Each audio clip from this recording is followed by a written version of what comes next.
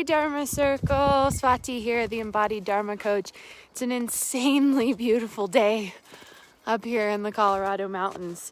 I don't think it's supposed to feel like spring in February where I live, but feeling grateful today regardless.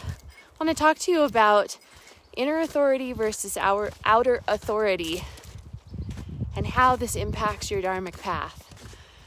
It's come up recently for me and with clients, and so I think it's worth discussing and reminding those of you on your dharmic path why it's so important that we stay connected with our inner authority and that we're being mindful of where we're giving our power away. So we've all been conditioned by systems of harm in some way or another. That's something that is so important to unpack for ourselves and our bodies, especially as we do more and more embodiment and somatic and trauma healing with our own body in order to move closer to our own body wisdom.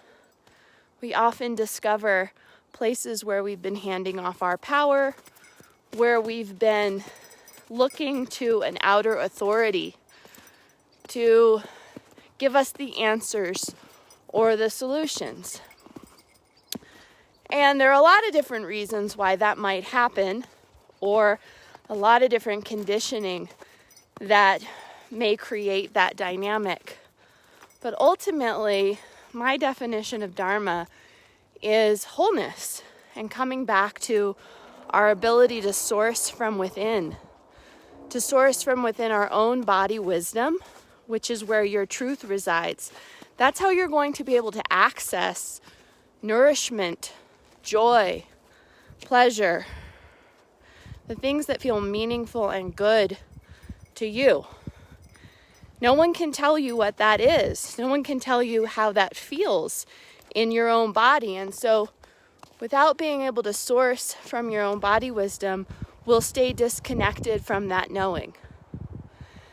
What I notice a lot is women seeking answers and solutions from authority figures, particularly spiritual authority figures.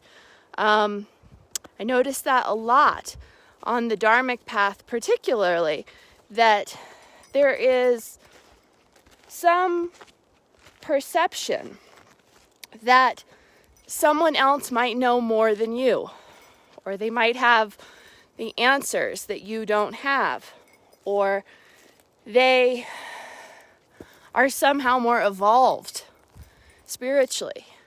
And I call poppycock on that. I call bullshit on that. I call that hogwash. The truth is that nobody knows more than you about what you need. And your body is going to be the resource, the primary resource for clarifying what that is.